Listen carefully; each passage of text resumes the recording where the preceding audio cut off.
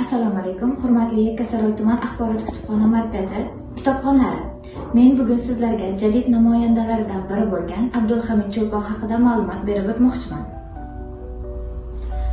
Abdulhamid Cho'lpon 1897-yil Andijon viloyati Qatorterak mahallasida tavallud topgan. Cho'lpon 17 yoshdan jadid nashrlari bilan aloqa bog'laydi. Keyin Yorqinoy nomli pyesa yozadi.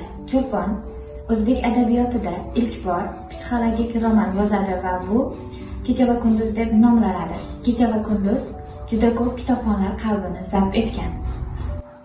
Cho'lpon hukumat tomonidan millatchi deb topiladi va 1937-yil hibsga olinadi. Cho'lpon 1938-yil 4-oktyabrda Bo'zsuv kanalida otib tashlanadi.